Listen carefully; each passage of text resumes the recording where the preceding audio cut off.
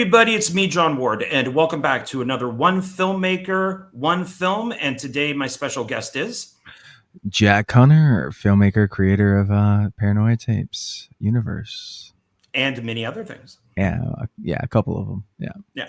My favorite film of yours is Blamed, so it's been my favorite for a while. That means so much, so much. Yeah, I liked it quite a bit. So, but today we're talking about two brand new movies that are coming. Yeah. Well, there's one that's out, and there's one that isn't out yet. Okay. So, yeah. So we will be talking about Paranoia Tapes, the movie. Mm-hmm. And but I have sitting next to me here, which we can kind of go over. I think we've looked at these before, but I might have gotten one or two after that, and then I'll bring this back up when we talk more about this movie. Okay. So these are, like I said, they're in some sort of order, but they're not all. So this is, I got Horror Nights. Yeah. With that. Mm-hmm. And then we got Amityville Rideshare, which myself and Joe Lujan have a little part in. Yeah, that's the original cut. Yeah. So okay. And I have an update on that.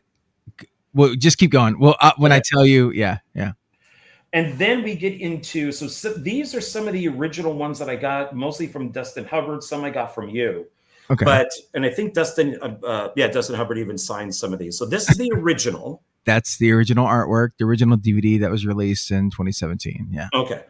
And for people who don't know, there are many of these. I think we're up to like what, 12? Paranoia Tapes. The movie was part 12. Okay.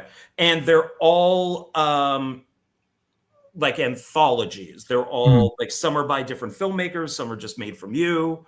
Yeah. So it's interesting because they vary in like filmmaking styles and quality. You can tell the quality like of who like really took their time with it. Okay. Yeah. I could see that. Yeah. And then, like I said, some of these are in order, some aren't. So we got the second one. Which is actually the most popular one out of 12 films. Well, I mean so part 2 and 12 are like the most popular that's blowing up. I literally make all my money from that film right there. Oh, wow. Okay. Yeah. That's good. And then we got 3 and 4.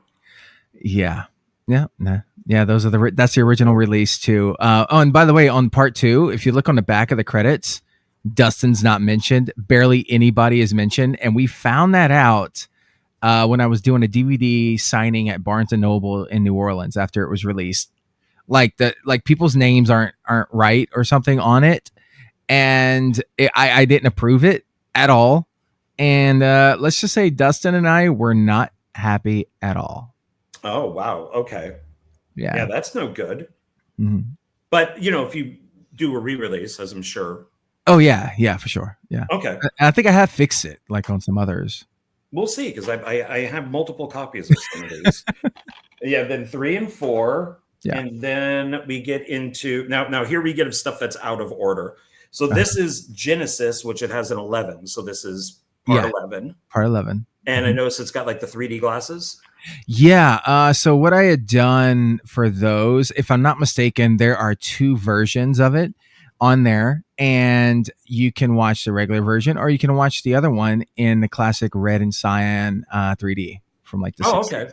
Yeah. And it has to be that type of 3D glasses. Yeah. Right? Yeah. Okay. So like the old school stuff.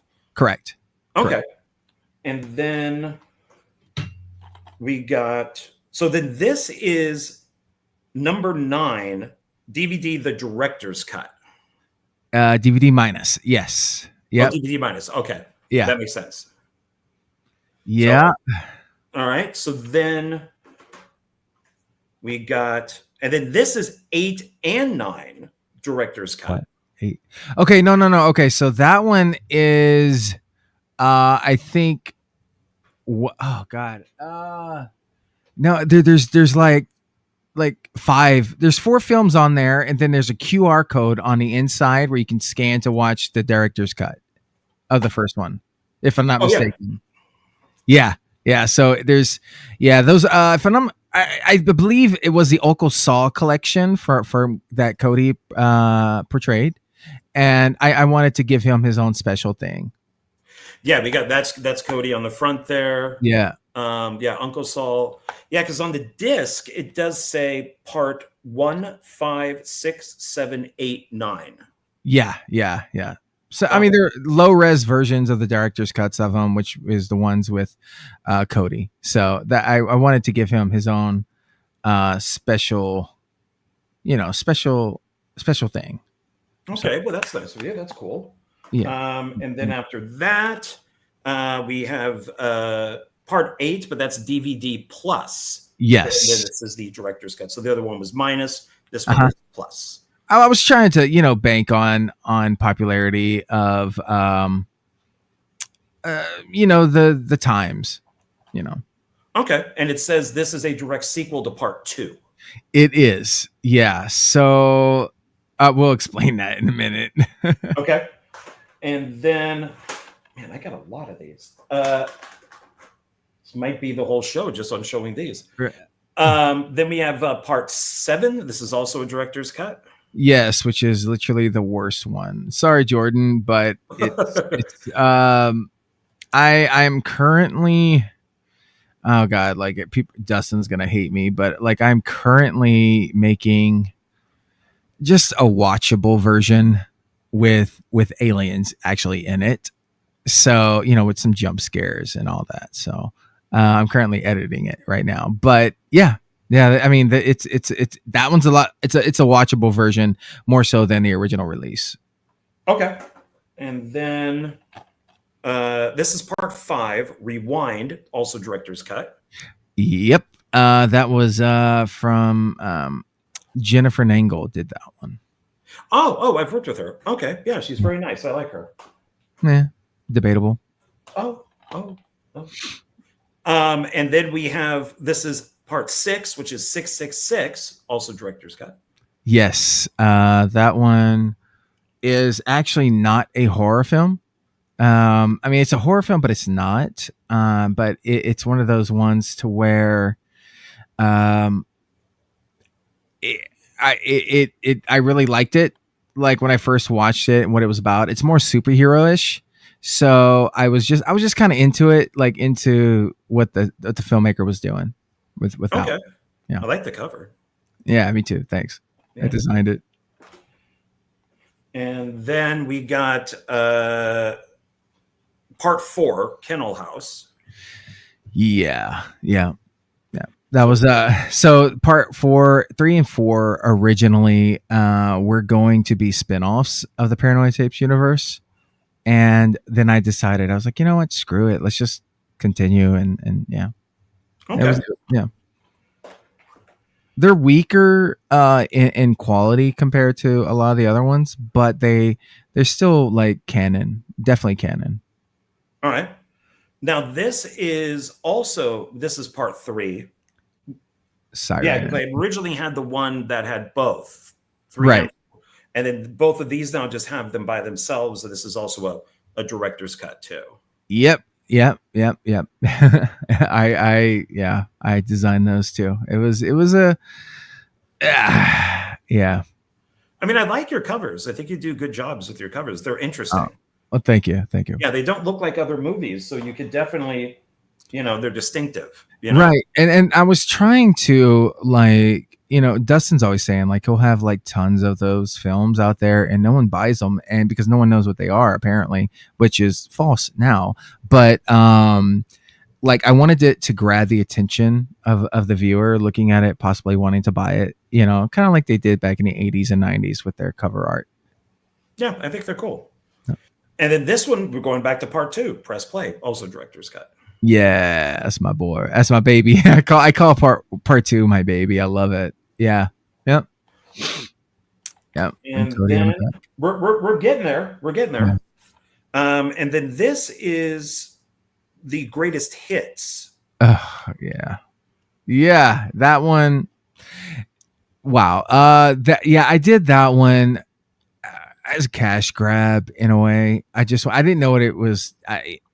Dustin kind of filled me in on like it's a clip show. I'm like, what the hell is that? And he explained to me. So that's literally what it is. I didn't know I was making that without realizing it. But yeah, greatest Okay. hits. Yeah. What would you say number this would be? Like if you were 11.5. 11.5. Okay. Yeah. I mean, because it's just a combination of everything from then. You know, actually, you know what? I think. Wait, you know what? X that out. X that out. It would be 9.5. 9.5 because X 11 and 12 came out way after that. Way after. Okay.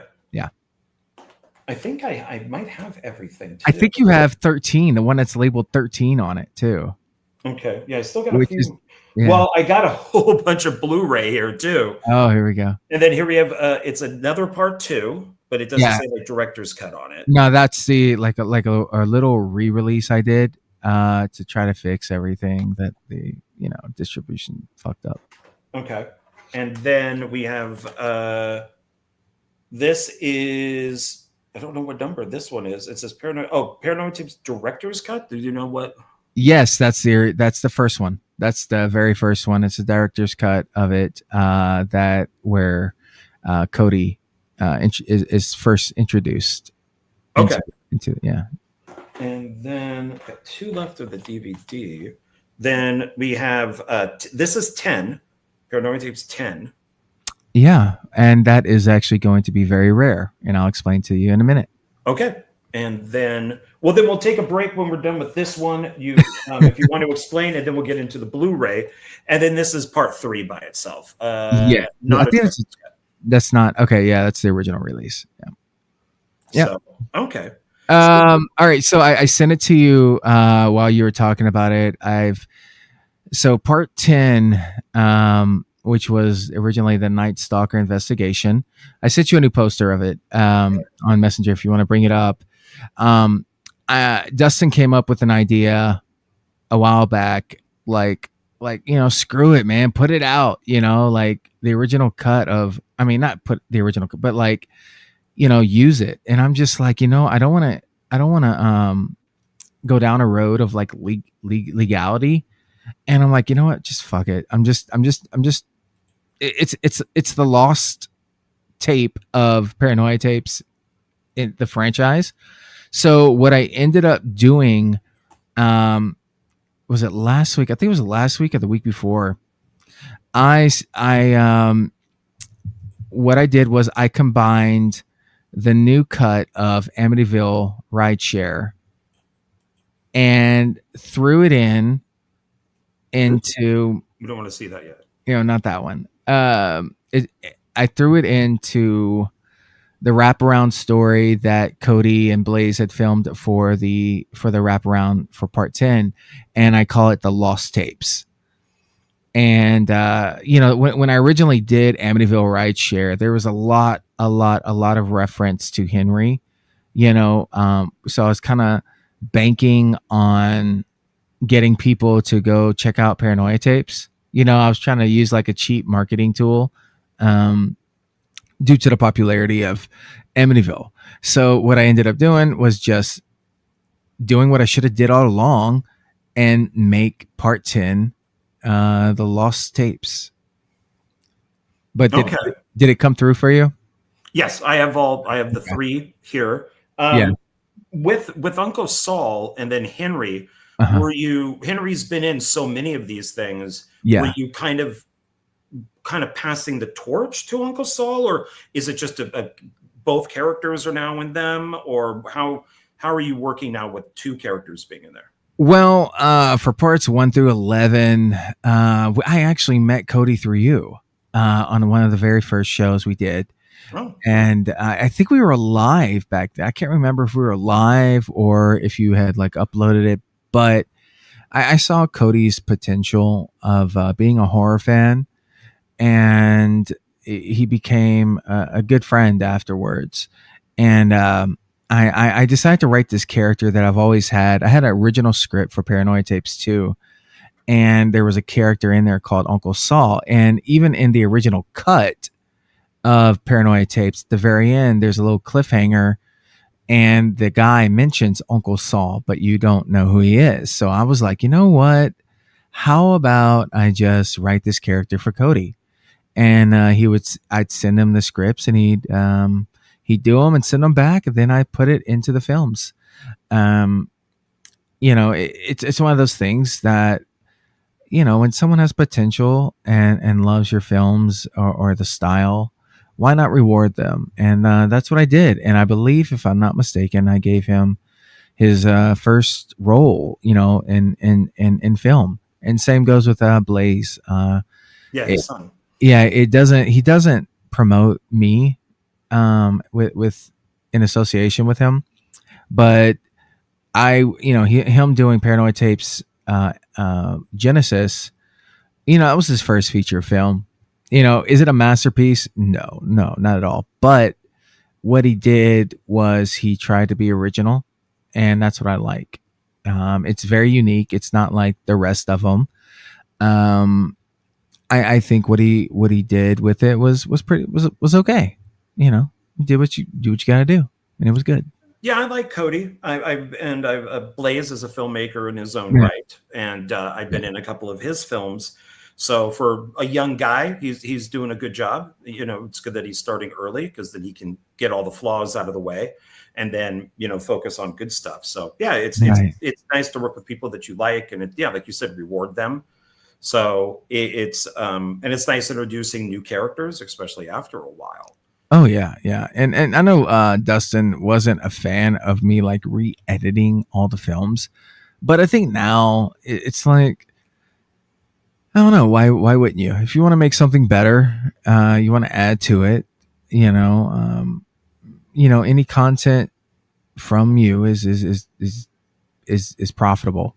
If people are fans, they're going to rewatch what you did to see what's different. I think it's fun to re-edit. Some people think it is wrong. Me too. But I have like 2 found footage films, those short films that I've re-edited, and they're on my channel, and you could watch them 3 different ways. Yeah. I did the sci-fi Skull Evil. That's like 3 different ways. One's in black and white. So why not? Why not play around with it? If you got all this footage and you got different angles and all that stuff. Yeah. Dustin, I think it was more or less like a waste of time when you could be focusing on something brand new. But he's not an editor, so I guess he doesn't understand. Like, it really doesn't take that much to just clip, cut, paste, transition, color grade, boom, done. Like, it's easy for me. I love it doing it. But he just, he wasn't in agreement with it, and that's okay. Producers aren't going to always agree with each other. Yeah, they're about the, yeah, not the editing, just the green there. Yeah. But hopefully, when he goes to conventions now, the Paranoia tapes fly off the shelf. That's right. Yeah. So I think I said they're not in order. So I think, so I have 11. So DVD wise, 11 would be the last one. Yeah, of Paranoia tapes. Yeah. Yeah. So then when we look at Blu-ray, so got Horror Nights Blu-ray.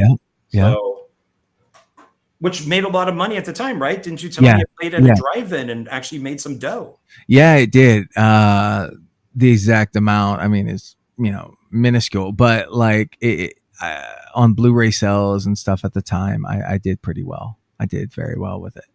Okay. And Joe Lujan worked on that one, so you've worked with Joe a couple times. Yeah.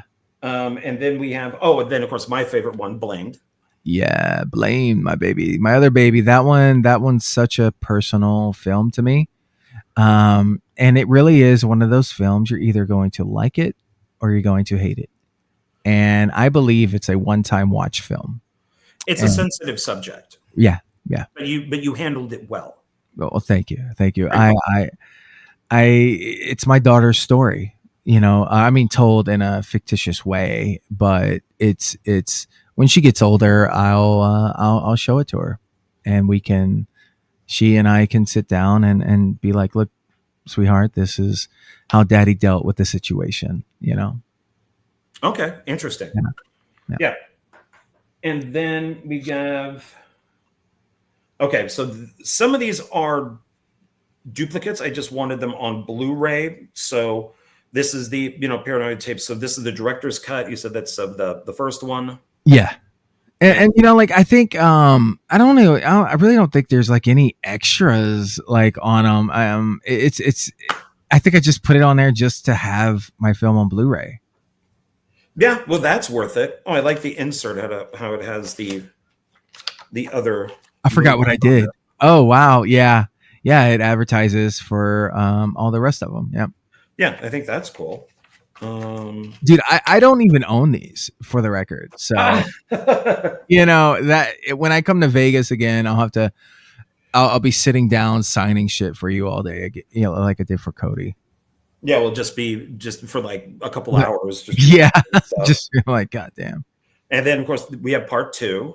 Yep. And you see, like that's actually the original cover I had made for part 2 that they didn't use. Yeah. The distribution, to rip you off. And yeah, so those 2 covers were the original ones, like the ones on the insert on the inside. Yeah, that was the original poster for the film. That one. Okay. Yeah. So it was like 2 versions. And then this one is 3. Yeah, Siren. Yeah. So dude, I remember when I was in New Orleans, I was uploading these, and the internet, I think we weren't at fiber yet, but we were like right there. And I didn't know how to, like, oh God, like when I would make the Blu-ray film, it would like put it to the whole, like fit to the whole disc. And I didn't know in the settings where you could just like lower the megabytes of it and then boom. And it wouldn't be 25 gigs. It would be, 1.2 or 3 gigs, or at least 4 gigs. And that wouldn't take long to upload. But on the speeds that I had in New Orleans, it would take literally 24 hours to the time. Like 24 hours later, it would take to upload to Kunaki. So I had to pray that the power didn't go off and stuff like that. Yeah, it was, it was stressful. Oh, man. Yeah. So then we have part 4. Yeah, part 4. Yeah. And yeah, so all of these are signed by Dustin too, which is nice. So it'd be good to get yours along with his. So for sure, the 2 main people, and then one day if I meet Cody and Blaze, I can have them sign theirs. And then we got part 5, Rewind. Yeah, and that's the original poster too for part 5 that we had come up with, and they ended up not using. I like the skull. Can I get it right? Yeah. I've had a fascination with skulls for some God knows reason, but apparently it works out. People like it. Yeah. Well, it does say this is the very first Blu-ray edition of Paranoia Tapes 5 Rewind Limited Edition. Yeah, it really is limited. There was, I don't want to say a decent amount sold, but there was a bit. But a lot of them, like I can't even find them. I don't have them. Like I don't have that artwork. I don't have any of them at all. Like none. Well, you should contact Dustin Hubbard and buy them all from him. He gives them away for free. he's like, oh, buy 3 DVDs, you get this. And so I don't know. I don't think he does. So 666. Yes, that was my original poster for part 6. What's the poster inside? For an actress that I was, we were talking, I think, at the time or something. But I was getting close to her, and it, fizzled out. But she's a very sweet woman. I forgot her name. Yvette. I think it's Yvette something. Yvette something. Like she's gorgeous. I mean, yeah. Yeah, and if she's gorgeous, have her on the cover. Why not? Yeah, especially with cleavage. Like what? that always got me. I was like, always up for cleavage. And then we have part 7. We got a nice little alien on the front there.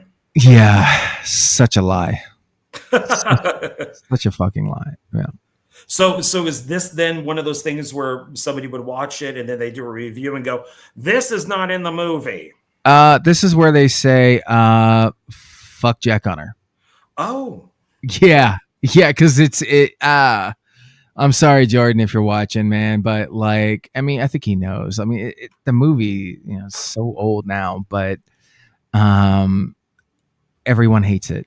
Everyone, but yet, I think it has the highest IMDb rating. I don't know how. I don't fucking know how, but it does. So Oh, it's that's it's interesting. it's Okay. yeah, it's very weird. I mean, sometimes the worst could be the best. Maybe, but even Reddit has said like it's not it's so bad it's good. It's so bad that I don't want to continue them. So yeah, me and Dustin are both kind of embarrassed of that one. Like Oh, wow. yeah, I mean Jordan Hoover he's a great guy, great filmmaker, has a good vision, but you know, it failed. You know, I mean, there's 12 of them. You're gonna have one that just sucks, you know, or Yeah. some that are stronger than others, and Yeah. that one just happens to be that will probably be at the bottom of every list. Yeah. I mean, not everything could be golden. So Right, it has, right, I'm sure it right. has its fans, you know. Yeah, I'm sure it does. So, and then we have this is part 8 DVD plus. Yeah, it's one of my favorites. Yep. Got that nice red cover on there. And oh, this is one I haven't seen. That's a different I don't. guy in the hoodie with a knife. Oh yeah. I forgot. I think. Excuse me. Avery Crumley, I think, designed that one at the time. Oh, okay. Yeah. I've worked with Avery. Yeah, nice guy. Yeah. And then, oh, and I forgot to mention, this is your third time on here, so thank you for coming back. So it's always nice to have repeat people on. Absolutely. Yeah, I Yeah. hope that people enjoy watching multiple interviews. So, and then this is 9 DVD minus. Yeah, that's Evan Guillory. He's on the cover. I met him on a short film that I was a part of for a 48-hour film festival. Yeah, A whole bunch of yeah. That one that photo is from the end of my driveway where we filmed the scene, and it was so fun, so fun. That's a good picture. Yeah, I think so too. And then Yeah. the last one, and then this one is regeneration. Okay, so all right. 0101. Yeah. All right. So God, my creative brain fucked up completely at the time. And I had made a new instead of calling it director's cut or a new cut, it was like the first director's cut of a director's cut. And I had added a character to it. Took out all the boring part. Like it's the first time where I went in and I dissected my own film and I took out everything that people and the fans criticized, all the boring parts, and just kind of made it work.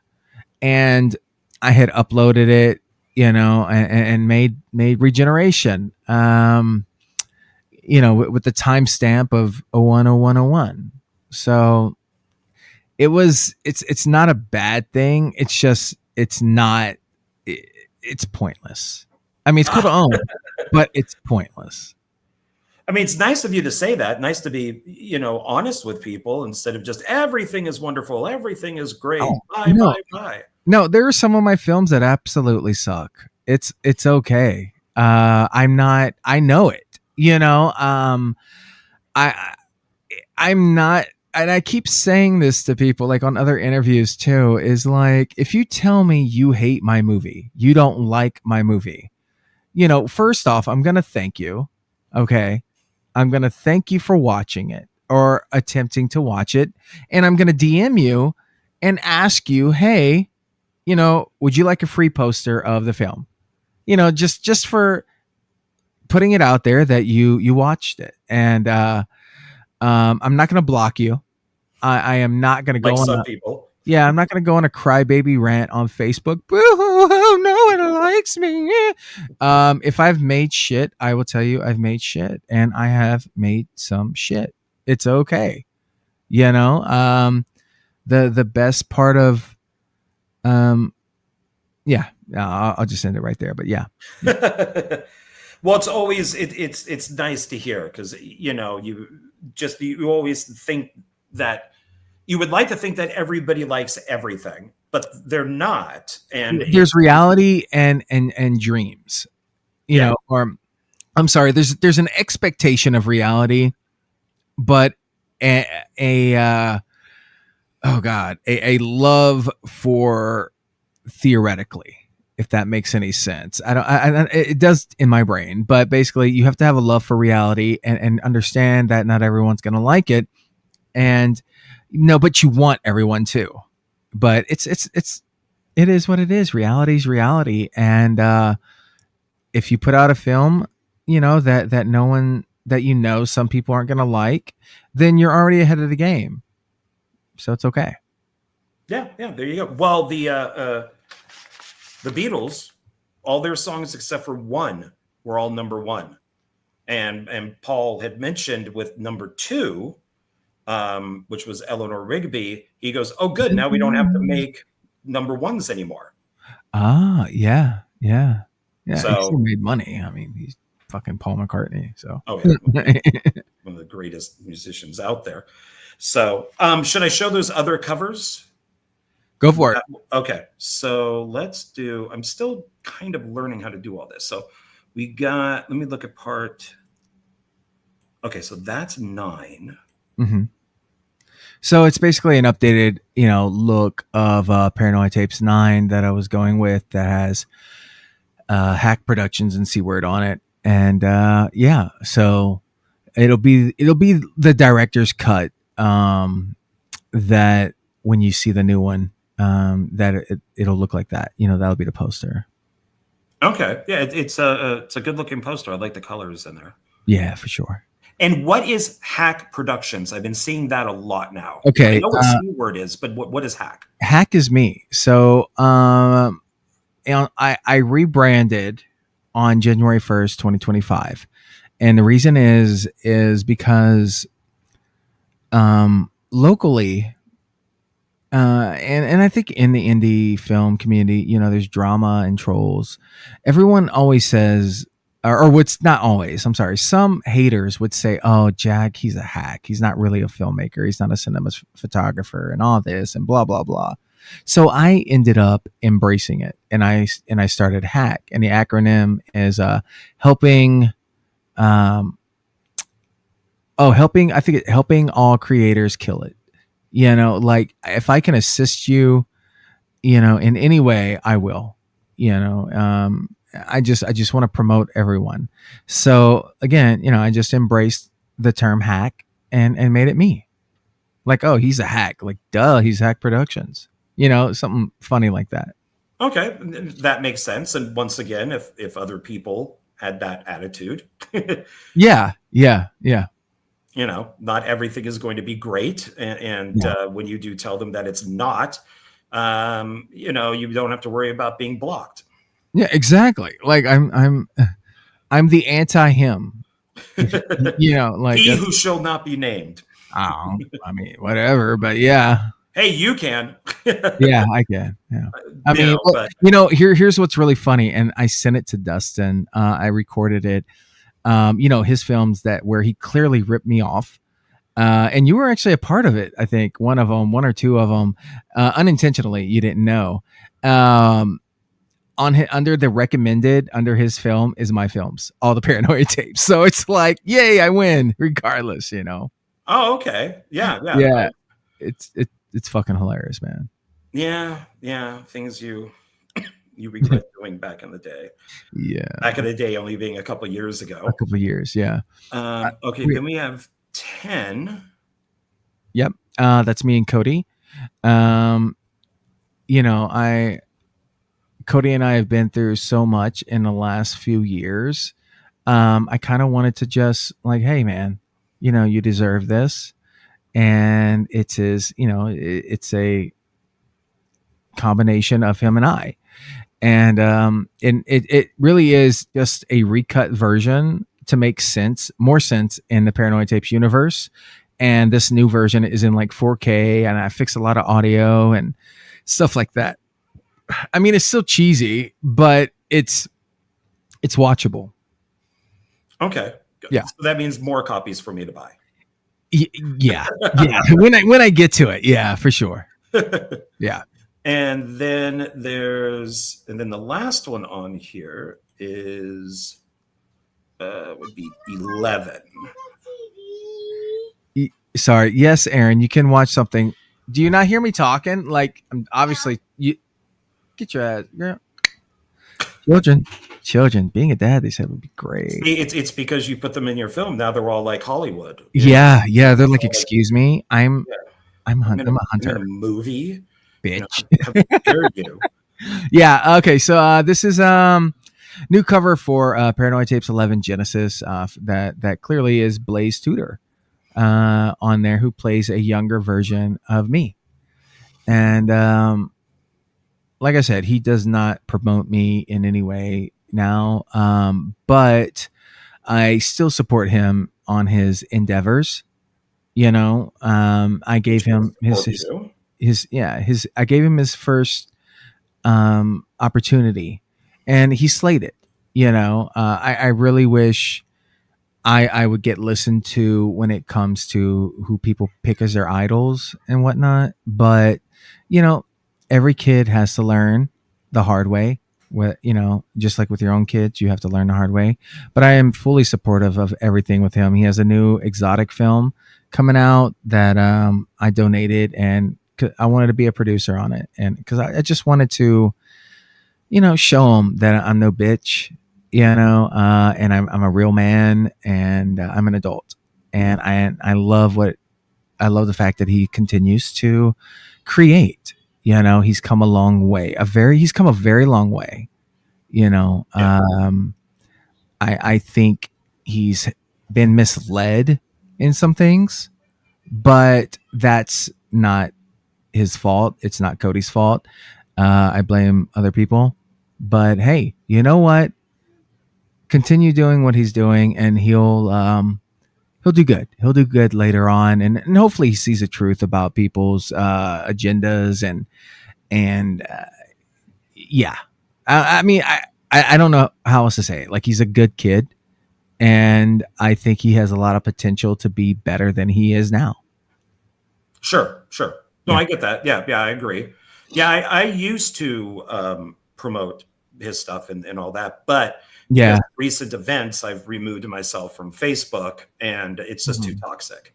So Agreed. Right now, nothing, including my own stuff, isn't even getting promoted. So, but it's being promoted here. So yeah, people can see it here. So that's what I mean. So now, with the older stuff out of the way, we can then move into the new, which is really why you're here. Is right? This, yeah. Cool looking cover. I like that. Yes, I love purple. I last year I completely embraced the color purple, but yet I'm wearing blue shirt right now. I don't have a purple polo. But yeah, I love the 80s aesthetic of it. The neon, bright lights and just popping. It just pops to me. When you look at it, it has a 3D look to it. It has if you put 3D glasses on, it'll do some weird effect. So I love the aesthetic of it. I love it all. And so I watched this twice, and I made a bunch of notes, but if I give all the notes away, it ruins the movie. But it helps me to remember. So this is this year, right? 2025 is when this came out. Yes. Hack Productions. It runs 1 hour, 19 minutes, and 45 seconds. So when you're putting these together, and this is all you, it's all right. Yeah. It was directed by Jack Hunter. Yeah. This one, some segments were directed by Corey Descant, like assisting me with what to do, how we're going to set up the shot. But yeah, all of these were out of my brain. Like, these were all up here. How do you put these together? Like, what is for any of the older ones and all that too, the order, the filmmakers, how do you decide all of that stuff? Hold that thought. We're going to pause it real quick. I got to yell at my kids because the TV's too loud. Hold on. Okay. Aaron, turn that down. Come close my door. Aaron. All right, close the door. Turn that down. Sorry. All right. Being a dad. Yeah. The way I had no, oh God, it's it really is a hard question. Because I had filmed all the segments first, or most of them, like yeah, I did.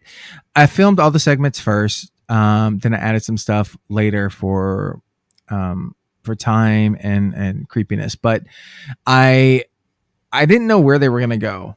I had an original script that I had wrote like last June, but it was just a baseline of what I wanted, and then I would insert, like a clown, clown skit, or whatever throughout them. There was no real uh like putting it out there. There was nothing engraved in stone to where they fit.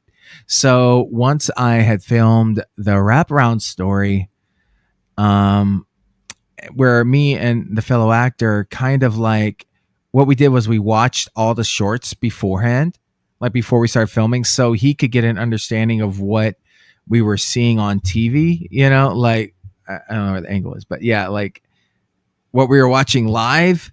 And then we just kind of reacted to it like that. That's how we did it. Yeah, because is this a little more meta? Absolutely. Because there's definitely Henry, and Yeah. then there's Jack. But Right. is that Jack Hunter, or is that a character named Jack Hunter? I don't know. Oh. You tell me. Oh. Mystery. Yeah. It's very meta on every level. I think if there was a film, found footage film that you would say was meta, it would be this one. The only other meta film I know, like for a fact, would probably be like Deadpool Wolverine. But I try to do that with this one a little bit in a horror way. Yeah. So yeah. Because I thought that it was interesting. I'm going to try not to give too much stuff away. I go for it. Like you have, like a child at the beginning who's My playing son. with toys. Yeah. And I took it that was like Henry Jr. That was oh, Junior. I hate that term. But no, it's fine. In my brain, I thought God, it could go different ways, because what he says, he's referencing all the Paranoia tapes films. Like, I'm Sasha. No, I'm Henry, but you're Henry. You don't, it was going back and forth. So, I mean, it could be Henry's son, another version, I guess, or it could just be young Henry. I don't know. I have no idea yet. Okay. All right. Yeah. Well, since this is the movie and you don't know yet, is there normally the movie ends it? Are there going to be more, or is this it? There are. Well, I've written a script for an origin story for one segment in here, and it's I got to do another draft of it, another rewrite, because some things are just like, well, why is it like this? Like, is there a payoff? Like, and all that. Just oh, sorry. I don't know. I mean, I'm sorry. I have to do another rewrite on it because I got to fix it. But it's called Paranoia Tapes Ride or Die.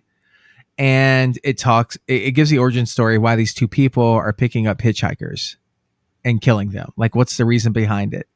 So, okay. Yeah, it's an origin story. And I can definitely tell you, even with my other, I'd say, film partner, or just, he's probably going to be a producer on it with me. He's in it. Jeff Roberts, he was in this one. It's dark. I'm telling you, like, it's very, very dark. And I think it is because when I was writing it, the assassination of Charlie Kirk happened, and my brain was everywhere. So it was just, it just goes very dark. To be honest, like everything about it is just dark. So something we have to give meaning to certain things. So that's why I got to do some rewrite. rewriting on it. And Okay. we do have I have other ideas like Paranoia Tapes, Calorophobia, Paranoia Tapes, Fanatic, which I got to talk to a filmmaker soon about. Basically, that one is a person who's like obsessed with Paranoia Tapes and tries to make their own, but then they what did they do? They end up killing people and everything. And to in a way, I'm thinking about it right now. It kind of sounds like 13th Fanboy, but I haven't seen that film, so I think that's a similar plot, but it's going to be nothing like that. Okay. Yeah, I know of that film, but I haven't seen Yeah, it. I just yeah, it just seems like a fan film to me, in a way, from everything I know. Yeah, most likely. Yeah, I mean, it is called Fanboy, so yeah. Mhm. So then that then goes to a gentleman named Clyde, Yeah. and there is a promo for like a YouTube show that he has. Well, it's an intro. Like you're watching the show intro. Like that's what I wanted to do, incorporate like real time realism into the film. Like you put this film on and it goes to that. But you missed a segment, which was the two co-hosts talking about Paranoia Tapes. Oh yeah, I actually do have it right here. So yeah, kids playing, and then podcast. Knight and Craven. Yeah, which is Knight Taylor and Stephen Matthews, who have YouTube channels called the Night Watch Zone and Craven Something Scary. And I'm a big fan of theirs and a friend, and I've been on their shows a couple of times. And I wanted to incorporate fans of horror that are actually fans of the horror genre in the film, so it can be real. Okay. Yeah, I actually thought Craven, the voice of Craven, was you. No, that's He Steve. sounds like you. No, I mean, I think with like a little bit of not just using your regular voice. Well, like that kind of sounds like Jack. Yeah, no, it was not me. It was him. He was having some medical issues, so he couldn't be on camera. So we just used his face on there. Oh, okay. But you get a lot on those shows. A lot of people just Yeah. use like the little, what is it, Avatar, I guess is what they're called. So Yeah. then we go into Life Hacks Explained, which is him going around doing different stuff and explaining things. But then after that, well, he gets a package. Yes. And opens this package. Now, this is where it kind of gets meta. He opens up this package, and there's all of these DVDs and everything. Yeah. And they're all Jack Hunter movies. Yeah. Jack Hunter. Yeah, Jack Hunter. I heard so you.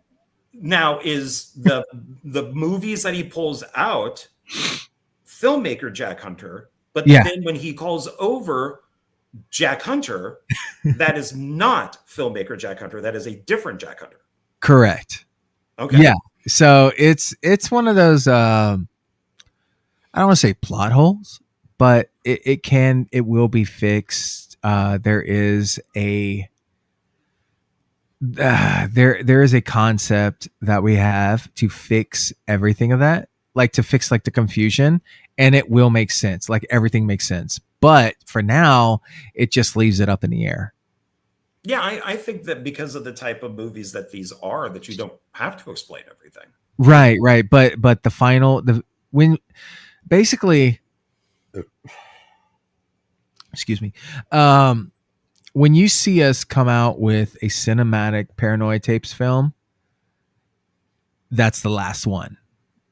So, and that's going to be the one that ties up every film in the franchise.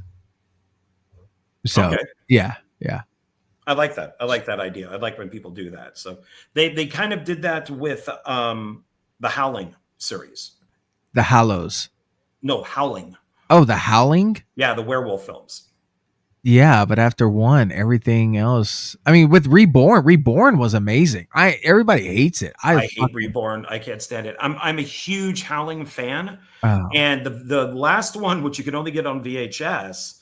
Yeah, part 7. Clive Turner Yeah. brought back some of the people from the other movies. He explained some stuff from the other movies. And I'm like, oh, that's cool. The movie is not good, but I appreciate you, That was the tying Western this one, up. right? The one in Texas. It's set in Yeah, and there's Texas. long scenes of musicians playing at a bar. Yeah, And yeah, it's on YouTube. yeah, it's not good. But I Mhm. did appreciate him tying it all together.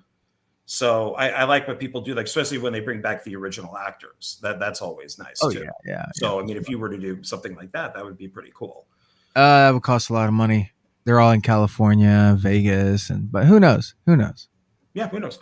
Maybe they could just do something like this, just over. I don't like this. I don't like. I'm never. I don't. Yeah, maybe, but I don't. I I hate to say it. And I'm doing a self tape for something, but like I uh I don't want to offend anyone here. I don't like self tape shit in films. You know, it's one of those things to where I think it degrades the quality of the film because of uh like it doesn't match the quality of the overall film like the other parts. And I'm not a fan of it now unless you're shooting a short, that's self-taped or has other actors, other angles and such. That's cool. But the whole self-tape shit, like, unless it's like for a documentary or documentary style, that's cool. But everything else, we had that an overabundance of that during COVID, and it just got worse and worse and worse. You got to remember that shit. Oh yeah, some was good, some was not. Not is putting it lightly. Yeah. So then with this, then it goes into the people that you mentioned before about doing like an origin story with these two characters, Yeah, Noah and Elisa. Alyssa. Alyssa. Yeah, So they're kind of like a natural born killers, Bonnie and Clyde type of thing. yeah, How yeah. how did that come about? Well, Corey, the DP and on some of the shorts, and he was an actor. He actually gets killed by that couple. He really enjoyed the short in Paranoia Tapes 2 of the hitchhiker. And so what I did was I expanded it and kind of rebooted it with this. And I thought it would be creepy, even though there's really not a lot of hitchhiking going on in 2025. Uh, but it's still just uh, a cool thing, a cool concept that could be done. And I did that. And needless to say, I think the undertone of the entire film is don't hitchhike. Like I think that's where we went, Well, unfortunately. how about don't kill hitchhikers?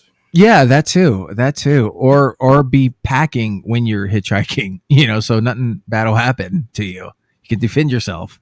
So we make we address literally all of that in the next film. So that's that. When we do shoot it, whenever it comes about, it'll be cool. So when you're in your films multiple times, Yeah. are you kind of playing the same person? Are you playing No, like a totally different person? Are you different person. Yeah. In this film, in that part, uh, I am a different version of Henry.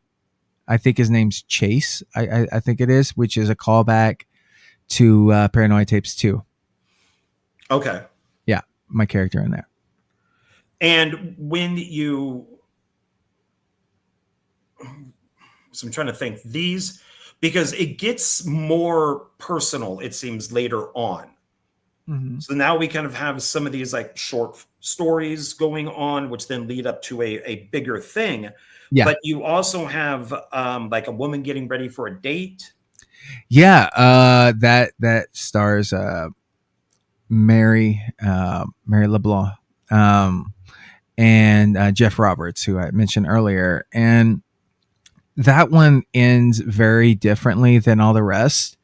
And it kind of goes meta towards the end because I had a real ending to that, but how can I'm not trying to ruin it, but it's it would have looked cheesy. So I decided, as a viewer, if I was watching this, I wouldn't know what the hell was going on. And so I reacted in the film as the viewer watching it. I one of the one things that my character Jack in the film does is kind of speaks for the audience and calls shit out that you normally don't see in film. That was my whole purpose. That character was there to do. Okay. Okay. Yeah. Now, if there's anything that I go over that you don't want to talk about because you think it's a spoiler or something, let me know. Because I know it's still new. Not everybody has seen it yet. No. So then after that, you have, Clyde and you argue about the DVDs. Right. And from there, it does go to another couple. And they see like a clown. Now, you like clowns because there's been clowns in lots of movies. So what is your thing about clowns? And why do they keep popping up in your films? Man, they're just fucking creepy, dude. And there's so many people that are afraid of clowns. Like people you wouldn't expect. So I don't advertise it as like a killer clown movie, but I think honestly they're the easiest killers to create for a film. Excuse me. You get a non-copyrighted clown mask and you just go with it. You have fun. And I think that's one of the things about this film that viewers will see is like the people within the costumes are just having fun, while filming and so happy to be a part of it. So it was a way to get other actors be in the film that didn't make the cut for a speaking role. So I'm like, because I love including everyone and anyone that wants to be a part of it. I think it's so. I think the reward of that, is seeing their face reactions at the premiere of them being on the big screen and just seeing them smiling and just being so supportive and loving. So when I put clowns in it, it's just a way for people to be a part of something bigger. Okay, that's cool. That's nice. Yeah. So that way they just don't get denied. Right. Yeah. And you're not right for this role, but we have exactly. And I don't like saying no. I mean, in a sense, like sometimes you have to. Sometimes you have to. It's part of it. But when it comes to creators or creatives or actors and opportunity, that you want to give opportunity to people. You want to try. I think a lot of filmmakers forget that. And that's why I got away from Vegas, because when I was in Vegas, it was so cliquey. I don't know if it still is, but I was tired of seeing the same fucking people in another movie. They were always getting told yes. We do out here. yeah. But I mean, sometimes the actors completely suck and they're only in it because they got the role because they're best friends or something, and there's no talent. And that's what we set out to not do in the Paranoia Tapes franchise. So yeah. Okay. And then there's a woman on the street. She's looking for clowns. So we got that one Miss too. Laura. That was a good one for me because my first cousin Jeremy plays the tall clown, and it was really cool to have my family like behind it and support me and be a part of it and have a blast. And after that, I think after we filmed that short, we went home, smoked some weed, and just chilled out. Like it was just it was a family event. With he's like a brother, so he's closer to me than my other brothers. Oh wow! Yeah. Okay. And then we have two people in a park, and there's a clown. Yeah. And here's the cool thing about that is the female in that short comes back later on, but she plays a different character, and you can't tell because One, she's a good actress, and two, her hair is different. She looks, her appearance is completely different. So she slayed it. Those two did slay it. I will have there's an extended cut of that. So when I don't know anytime soon, because it's so recutting stuff now these days. And I know I boasted about it. Oh, it's not hard, but when you have a film that's fresh and scoring and everything, because a lot of the old films aren't scored like normal, like it was straight indie. So now to go back and re-edit and extend the scenes with the footage that we had, that takes time. That's completely different than cut, copy, paste other shorts that were already made. So I have to go back and get those clips and extend them. More dialogue, a little bit more exposition. So even though that clip is short, it will be longer in another cut. Okay. And I was just thinking, since this is a new film and it hasn't been edited, like multiple times, Yeah. Dustin Hubbard must be very happy with this film. Yeah. What you don't know, since the premiere April 1st, it has been edited over 13 times. Oh, wow. Okay. I hate this movie in the editing. In editing, like I can't stand it. Like it's a pain in the ass, because it's like I make an edit of it and then I rewatch it. I've already sent it out to Dustin, like, hey, here's a new edit. He got so fucking tired of like me sending like YouTube, unlisted links to him, because it was a lot. But yeah, right now he's happy. He's doing his thing and he's promoting it. So that's exciting. Good to hear. Yeah. So then we cut back to it's Clyde and you. You guys are kind of freaking out. Yeah. With what you're seeing. Now there's like a woman in a stroller, and we go back to like by like a church. Yeah. So that was done a week and a half, 2 weeks before the premiere. I wanted to amp up the creepiness and do something very different for it. And I did. I thought it was okay.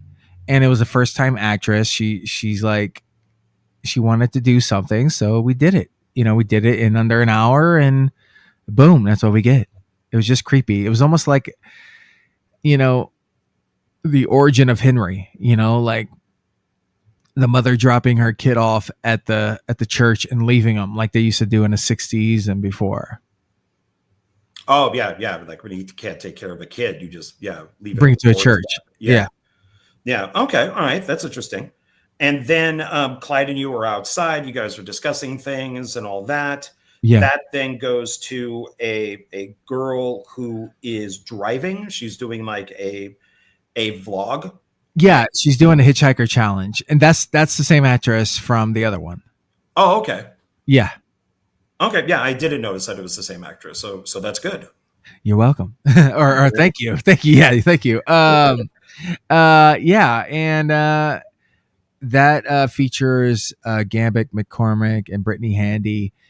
Gambit, he was a part of Static back in 2021, a film that's still unedited to this day.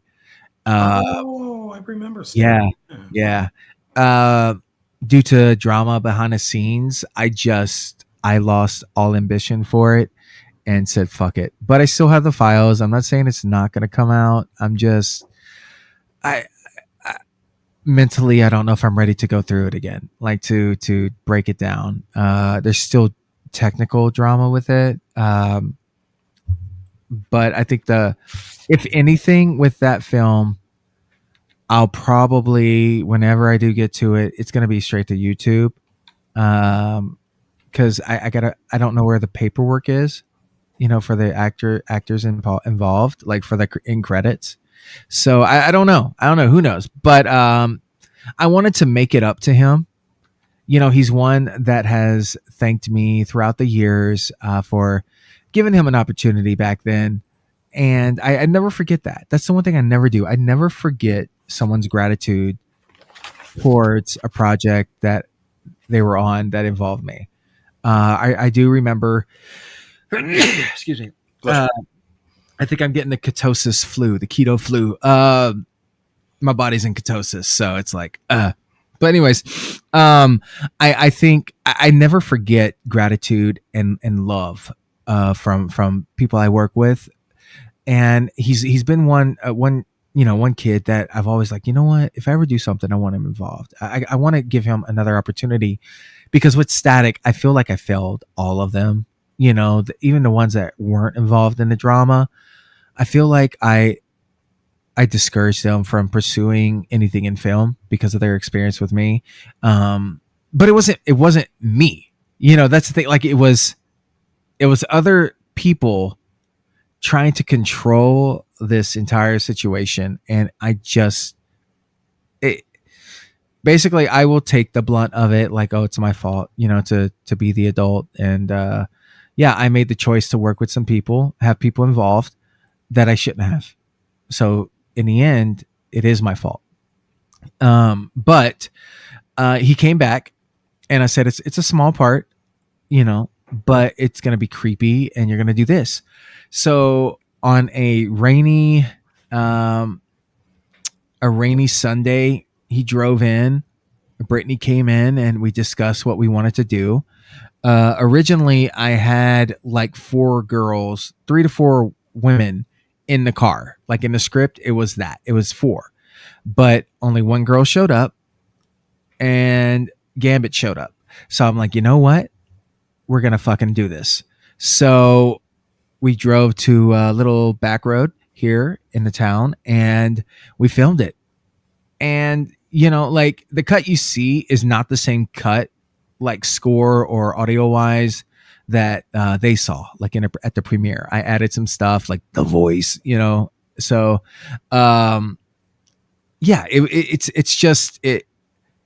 it's very cool that you can just film a short because you want to, right.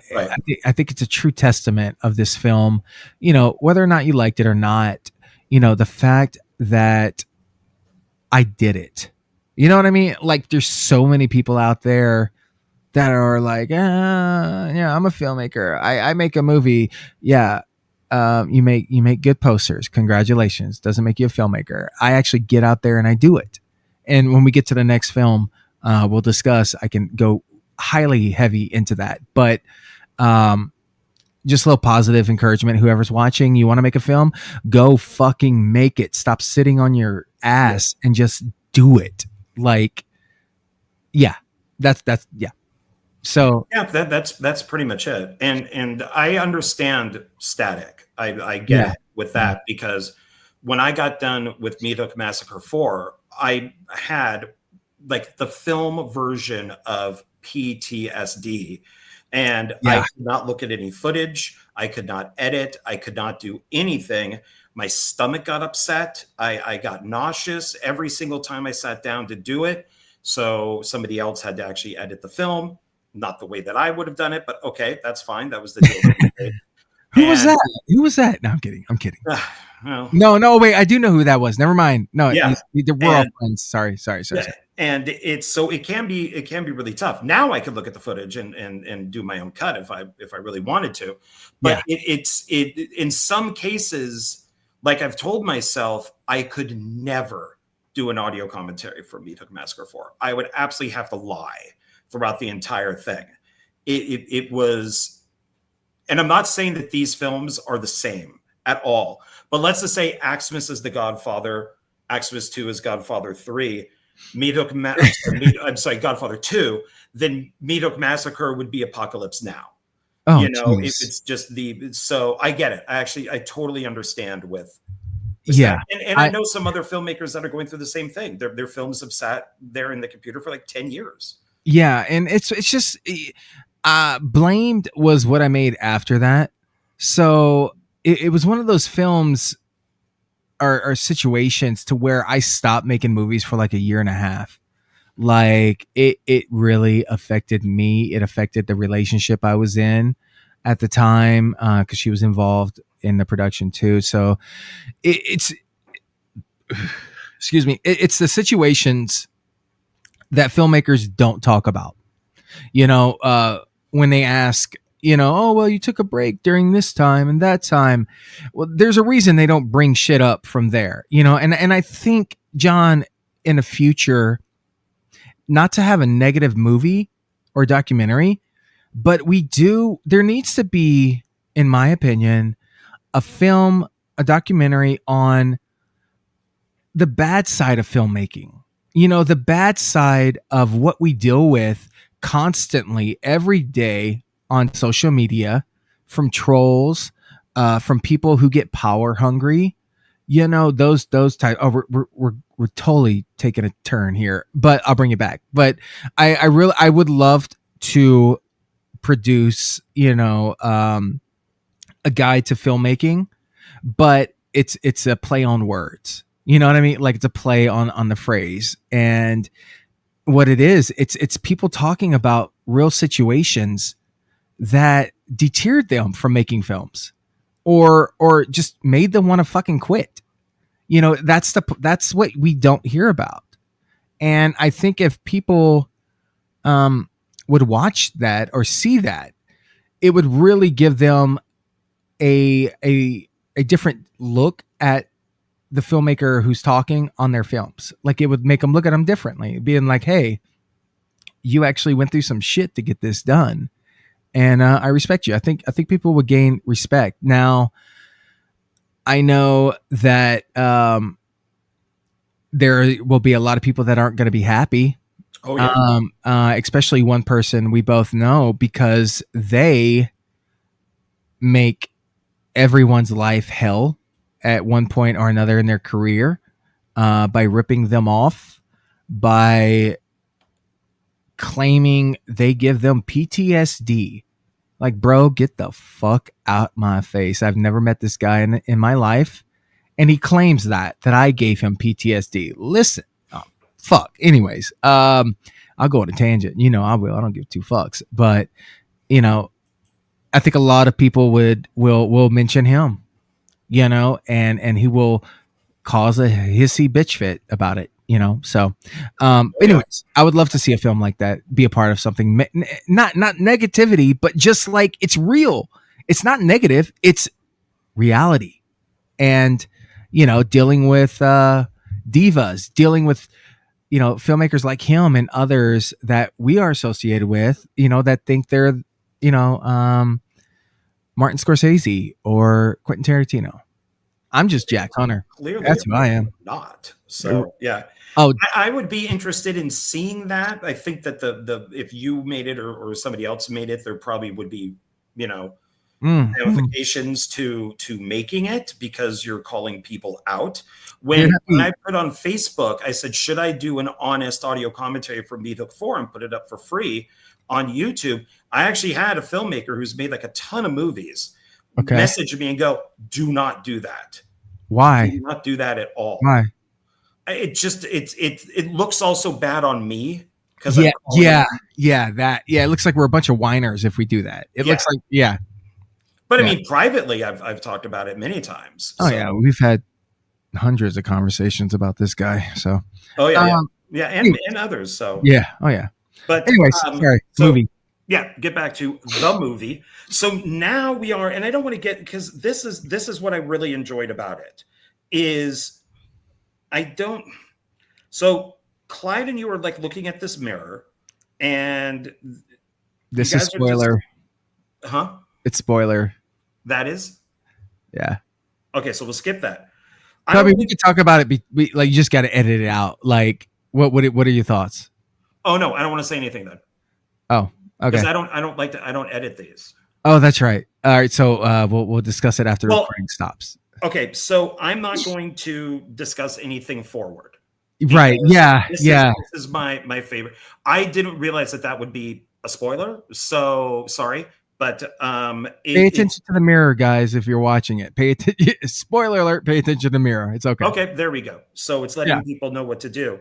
So this is, to me, the best stuff in it. I enjoyed the film, but this is the best stuff that I like in it. You do some filmmaking techniques in here that I really enjoyed. Except the TikTok part. I think you said it in a message to me with the effects on screen. Like, it shouldn't have had that. It should have just been where I scream. Oh, it must have not been that important to me because I don't remember. So, okay. And even on the second viewing, okay, yeah. So, but it's. I'm going to end it there with that because that's what people need to watch. Now, if they continue on with it, after the movie, you get things like behind the scenes, first auditions. I almost die. There's a thing called first jump cut fire, where you're basically burning things down, like the whole town. Which is watching you running around. And I find Jesus at the same time. So when I was talking about how, like, I went back and added some things, there was one thing that was missing to me at a certain part in a film in the beginning, and I wanted it to be somewhat of a jump scare. At the time, I'm a fucking dumb ass. I could have done this with CGI or in front of my fire pit. No. I had to do it behind my shed where pine needles are, and it was dry. It was also at the bottom of my shed is a wood floor. So it was late at night. I'd say about 7:30, 8 o'clock. My kids were inside. I decided to do this pyrotechnic fire scene, and I ended up in the hospital. I had, oh my God, I had smoke inhalation, panic attack. I almost burned down my yard and my shed. Oh, yeah. My dumbass didn't think, and on there, I say, like, this is a warning, like, don't do this. Don't ever do this alone. Have, practice safe sets, not sex. I mean, I don't care, but have safe sets. And, I didn't prepare for it like I should have. And I will say this, when you're doing anything with fire, have someone there with you. Do not do it alone. I let the thing play out. You guys watch it and you'll see my pain. You will see me in the most vulnerable position I've ever been on camera before. Like, it is real. I thought I was going to burn my entire yard and possibly my house. And, it was one of those things to where I had to call Corey, and Corey came over after. I was on my floor and my kids holding my hands. It was that. Oh, wow. Yeah, it was that intense with me. I kept telling them I love them and that that daddy loves you regardless of what happens from here. It was really deep.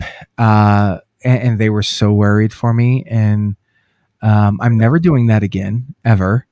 And what's it's just, it really showed the love of friendship with my buddy Corey, because he did he did save my life. We went to the emergency room, and they had hooked me up over there with breathing machines and all that. So, it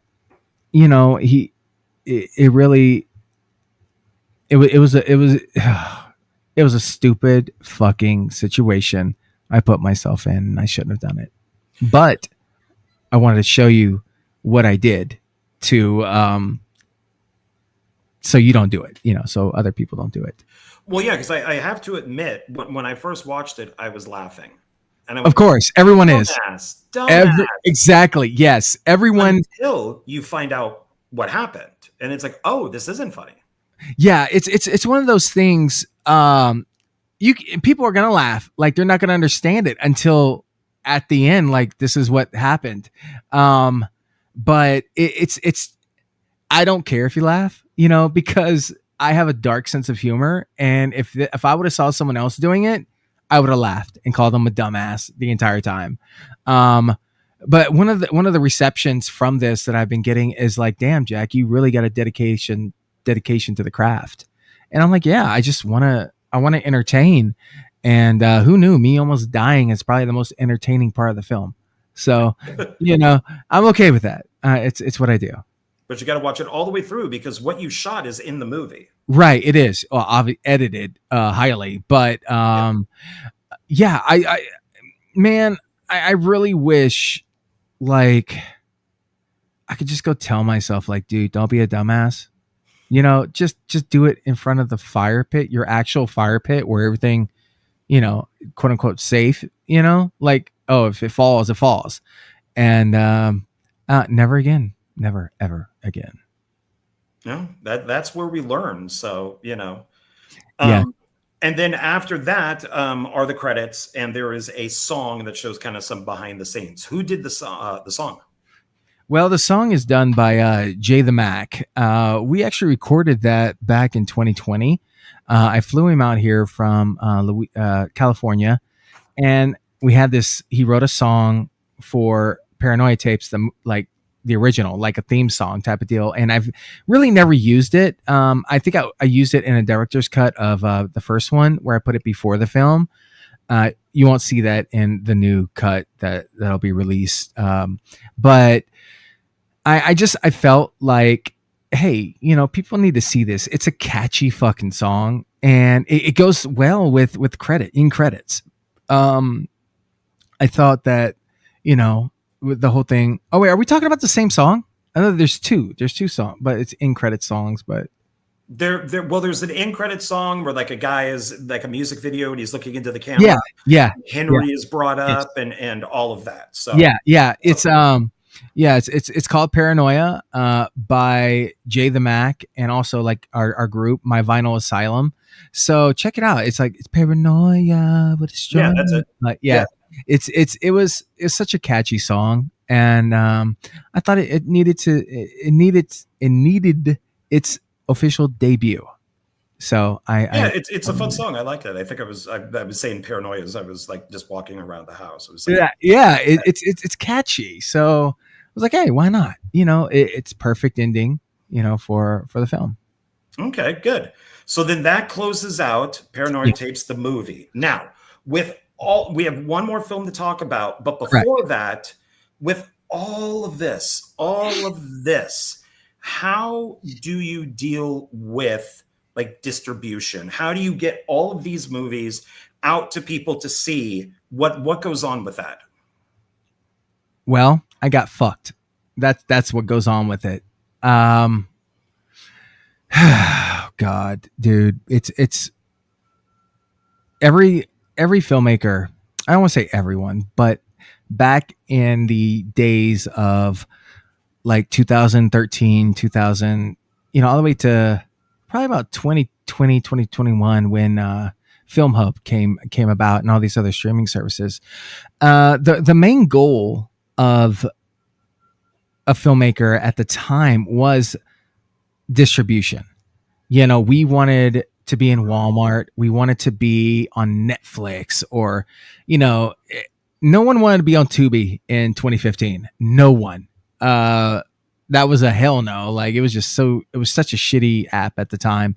But we wanted DVDs and, something inexpensive to where, like, oh, it would be an instant payday. You thought, you fucking thought. But no. So I signed it with a company called Shami Media Group. And here's the deal. I fucked up by signing it with them. Here's how I know why. So the original film was 91 minutes long. Okay. Here's how it happened. I had randomly found this company online. I was looking for distribution, and I uploaded, sent them the link, uploaded it. And literally 45 minutes later, I get a phone call from the head of the company saying, we want to sign it. And I'm like, you watched the movie? And they're like, yeah, we love it. We want to sign it now. And I'm like, awesome. Yeah, send over the paperwork, blah, blah, blah. Let's do this. But I was so eager, and I was tired of getting told no and like, oh, it's not what we're looking for. Because found footage wasn't big. The only other found footage one at that time was Blair Witch VHS. I think the third one had just come out a couple of years prior. And it just wasn't popping like it is now. And I signed the paperwork. It was a 50-50 agreement. Okay. But in the fine print, young filmmakers, you got to negotiate. That's all I'll say. You just anyways, I got fucked because there was hidden fees that they were charging. Now, I'm sorry, you sent me some screenshots. Tell me when you want me to put the first one up. Okay, I will. So my first film, Paranoia Tapes, officially got released in 2017. We had shot it in 2014. It was in post-production hell for several years due to distribution disputes and failed contracts, pretty much, false promises. And by then, 2017 came around, and instantly, when it came out, we were in a hole $1,500. Like, I think it was 15 or 25. I can't remember. And I'm like, what the fuck is this?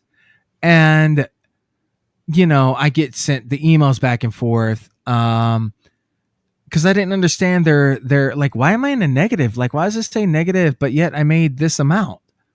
It didn't make any sense at all, bro. Like, I was so fucking pissed. And I'm just thinking about it now. Hold up. I'm this is actually probably mind blowing, but I'm remembering the emails I got from the first time. So I need to go see what I was in debt then till now. So thank you, John, for actually bringing that up. Now I have some leverage here. But all right, so we did that. Okay. They charged for artwork, redesigns of the artwork, subtitles, which, subtitle Film Hub even offers free subtitles. Basically, you pay them back as your film makes money. You still get something, but they take out whatever. And it's not much. It's like $100, $120, I think, for a full film. They're great with it, but they were charging me like $250 to $500 for the subtitles. Okay. The credits on the back, every change for that. And they fucked up a lot. Like, it was almost intentional. I see it now, but back then it wasn't. Like, I was just blinded. I'm like, oh, whatever. Okay. Just fix it. Little did I know, every time I was doing that, it was like $200, but it was them fucking it up. So, anyways, they released they do that. So I'm looking at all this stuff and I'm like, fuck, like, what's going on? And, I didn't know about other platforms. I thought they had rights. I misunderstood the contract too, and I thought they had rights to the film. Like, I thought they owned, my film. And if I release one, I have to go through them. I didn't know I didn't have to do that. It's just the way they worded everything kind of made it very sketchy. So I ended up signing years to come after that, because I knew it would get out there. I didn't know when it would, but I knew they would get it out there. I didn't, and so I signed Paranoia Tapes 1 through 8. The fucked up part is, like, I did 3, 4, and 5. Shit. Oh God, I'm trying to remember. I think I had 3, 4. Oh God, there was some fucked up shit. No, it was 5, 6, and 7. So I sent them 5, 6, and 7. And then when it came out, 6 came before 5, 7 came before 5, and then 5 was released, like, online on Amazon. Like, people couldn't find couldn't find all the rest of them. Hold on real quick. I got to open my door for my cat. Hold on. If you want to fill in anything, it won't take long. Yeah. So while Jack is letting his cat out, go check these out. They're fun. Okay. Yeah. So it was released out of sequence, and Dustin completely hated that. Like, and I agree with him. I agree. It was the worst decision possible to be made for releasing. And I have a feeling that the way they were doing it was going through a site like Film Hub, something I could have done my own, but I didn't know about it at the time. Like, I think there was another, there's a huge documentary on it about a company that was like Film Hub before Film Hub. And people were uploading their films, and it was a scam the entire time. Like, they were stealing, and then when they shut down, everyone lost all access to their films. I don't know if I forgot in the comments, you guys, if you guys remember it, just type it down there so people can research it. But it was a horrible experience for people. But, so they would upload it, and then they would charge for that too in the contract. They would charge for it to get on these platforms and stuff like that. And I'm like, this doesn't make any sense. And also, they pissed off me and Dustin as well. Dustin got blocked by them on Facebook, which is funny, but he was just speaking the truth. 3 and 4 were always individual releases. Okay, so that's why I made a little grimace face when you showed me the DVD of 3 and 4 together. That was not the way it was supposed to be. I think those films do horrible when you have 2 films like that are brand new on a DVD. Release 3, let 3 breathe for a little bit, then release 4 separately. That's what we thought. Like, why the fuck would you do that? And without discussing it with me, they designed the artwork for it, and did everything without me knowing, and barely gave me any of the DVDs after that too, by the way. Like, I didn't get official copies of like 5, 6, 7, 8, 9 at all from me. So it was you can show it now. So just to bring it up to speed, the film, this is the correct one. All right, yeah. So here we go. All right, so this was the last quarter this year that I got paid for my films. Okay, the films, last quarter made $1,214.17, but all I got back was $254.81. That's much lower. No shit. Yeah. And then you see where it is. Like, I'm making a killing on Tubi and Found TV. Like, these are platforms that support indie films, and Found is found footage only. Back in December of 2024, they had a Jack Hunter week. I didn't even know my films were on there.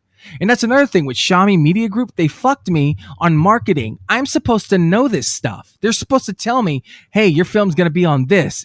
This is how it's doing. Nothing.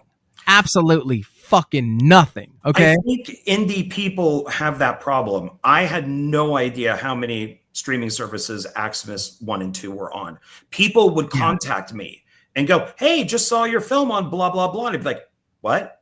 Really? Yeah, like, wow, is that a channel? I never okay. I had no idea. And next thing you know, well, the reason I found out about Found was when I was marketing, Paranoia tapes. They came up on Facebook. I'm like, oh, this is cool, kind of like POV horror. Let me go check it out. I contact them. We get on a Zoom call, and they're like, hey, we know exactly who you are. We've had your films for months. We had a Jack Hunter release week. I'm like, what? All the shit, horrible things that were going on last December for me, and I'm just finding this out. It would have been great to know then. that little bit big a pickup. And I love found TV. Louis and Monica are the fucking best. There is no denying that. What, Aaron? I'm still doing my interview. And you want to say hi? Yeah, come here. No, we're about to talk about you. Come on, come say hi. Go say hi. This is Erwin. Hi. She can't hear you. I got my earbuds in. Oh, okay. All right, baby. Ow. Can you tell Buddy to cook me some noodles? Yeah, go tell Bubba to cook you some noodles that Daddy said. Close the door. But yeah, so that's that. And here, go to the other one. So my film's been out since 2017. Go to the one where it shows it. Yeah, okay, so here it is. Guys. All right, so the first part right there where it says Paranoia Tapes 1.5 re-edit, that was the regeneration. I had actually sent it to them, and then I was like, you know what, guys, let's not do it. Like, pull it. They didn't even do a goddamn thing with it. It went nowhere. Okay. Okay. Baby, give me about 25 more minutes. All right, I'll make you some. Aaron, go, baby. I'm doing something very important. You're gonna have to edit this, John. Like, I just leave it all in. I had one interview where a guy got a package from like FedEx, and I just left it all in. Jeez. All right. So yeah. All right. So it never went out. Nowhere. So why the fuck am I negative $308 with them? Like, what's going on? Okay, and let's bring up this part. The first Paranoia tapes, guys. 2017. It is 2025. How am I negative $416.25? Doesn't make any fucking sense, does it? No, it doesn't, because they fucked me. They came up with this whole thing when Family Video closed that they got sent back their DVDs, and then they charged me for it. No, motherfucker. That's not how this goes. If you charged me for it, why don't I have a huge ass box of Paranoia Tapes DVDs that I could sell on my own so I don't have to deal with this bullshit? Oh, they were all sent to Clyde. Oh. He found them on his doorstep. Oh, that's right. Duh. Yeah, I talked to Clyde. Yeah. Damn it. But yeah, so all these other films, this is where I'm negative. Like, the shittiest films out there, like these films were released in 2020. You don't tell me they didn't make $500 in 6 fucking years. You're out your goddamn mind. You know what I mean? On all these found footage websites, only found footage only. Like I know some of the films, aren't the best, but even the shittiest filmmaker out there makes thousands a year from their most horrible film. So this is the horribleness of filmmaking right here. Like, it doesn't make any sense. It's just Shami Media Group. You fucked up. You gaslit me since 2017. I want my fucking money. Well, maybe you misread their name, and maybe it's actually Shady. Shady Group. Yeah, maybe. No, they fucked up. They're fucked up. So I want to show this to filmmakers out there who are trying to do the best, and call out your distribution companies and get your fucking money. I don't care if it's Wild Eye, SRS, or whoever the fuck it is. Get your shit. Audit them. Threaten them with legal situations or legal actions in order for you to get what you deserve. Are you telling me that I'm clearly in debt over $2,000, almost $3,000, and I have the longest running found footage anthology franchise in cinema history, whether or not people like it or not? Are you telling me I'm in debt? Get the fuck out of here, man. Well, you got to, all filmmakers out there, you got to really watch where your films go. Google yourself. It may seem egotistical, but you got to Google yourself in the film to see what pops up. Oh yeah, for sure. I did that with both AXEMAS films on YouTube. I saw these guys reviewed it for Christmas. It is the worst review I have ever had.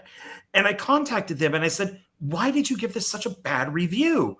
And they're like, well, we watched it on this YouTube channel. So I watched it on that YouTube channel. They edited all the swearing out. They edited all the blood out. So the films ended up being, instead of like 30 minutes, they were 20 minutes. They made no sense. The edits were awful. And so I said, guys, come on, you got to take this down. Yeah, do another review. Yeah, I'll send you links to the good ones. Nope, we're keeping it up. So I went to that channel and I basically gave them a like a copyright notification. A cease and desist, pretty much. And they contacted me going, hey, that affects us. Can you please take that down? I'm like, no. You remove my movie that you edited without my permission, and then I'll remove the copyright claim. Yeah. And they did. Yeah. They removed it. I took off the copyright claim. So now when you go to that guy's web, to his YouTube channel, it's not there. It just says like cannot be found. But you got to watch out for this shit. Yeah. And here's another thing too is I flagged my films on free YouTube channels, and I got contacted by Xiaomi saying, "Hey, can you remove that flag? That was part of our distribution where they do it." I'm like, no, like my film on there, I know because I download shit from YouTube. You can steal it so easily from YouTube. It's.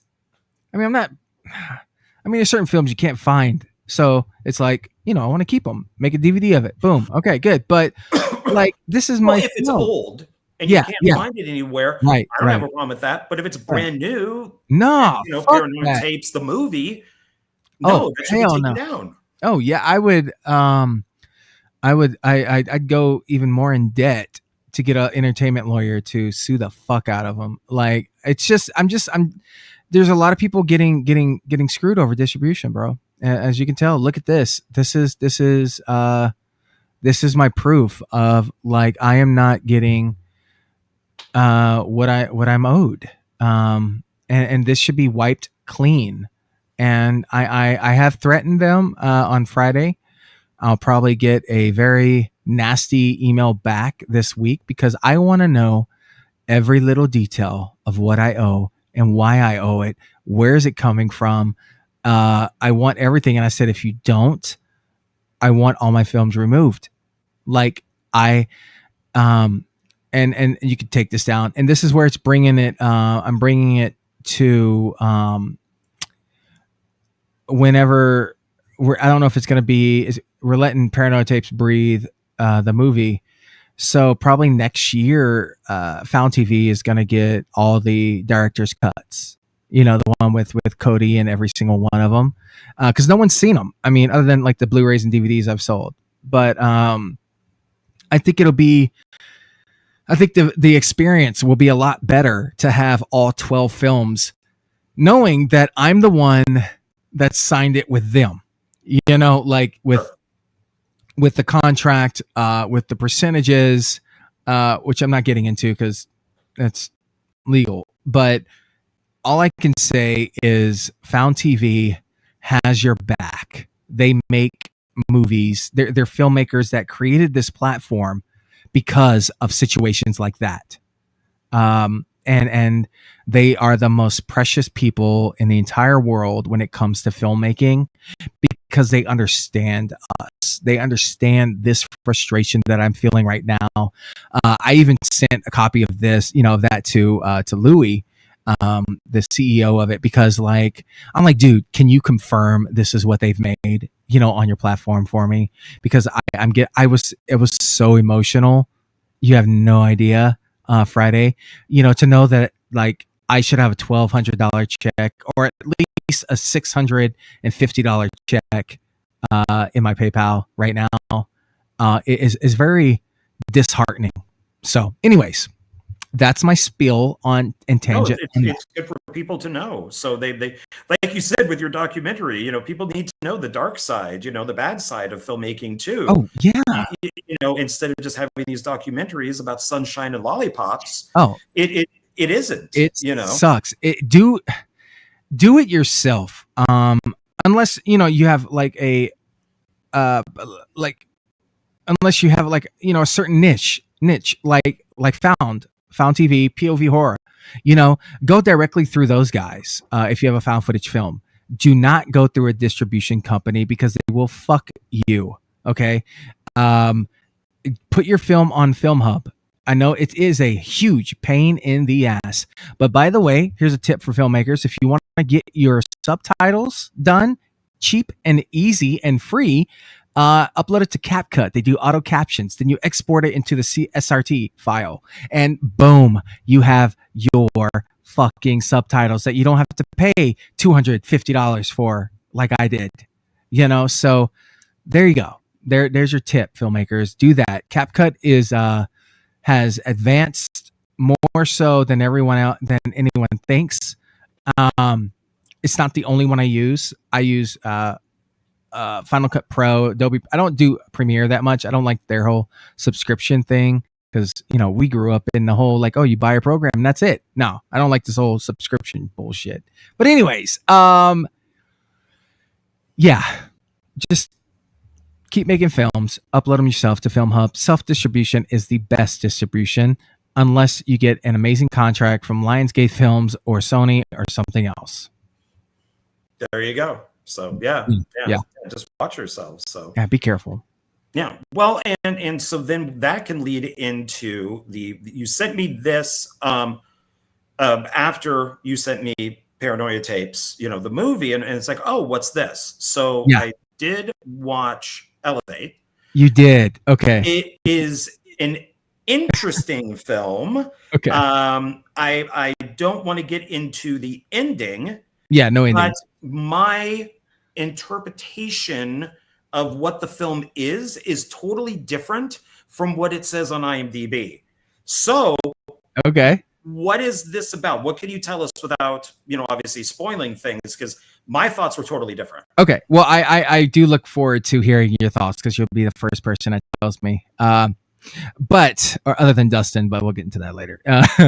Basically, all right. So heads up, I am a military veteran. I have disabilities, PTSD, anxiety, depression, which is all chronic.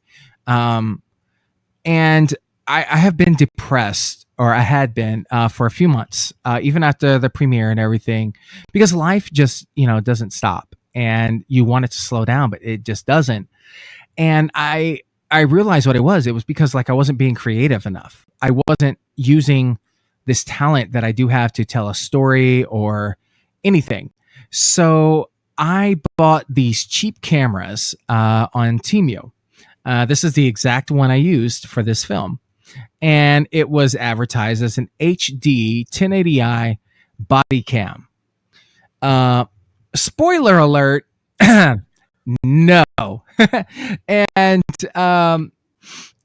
I looked at this and I did a test shoot with it and I sent it to my buddy Corey and he's like, dude, that looks scary as hell with the quality. Like you should just like one day make a film with only that and like don't do anything to the footage. I'm like, okay.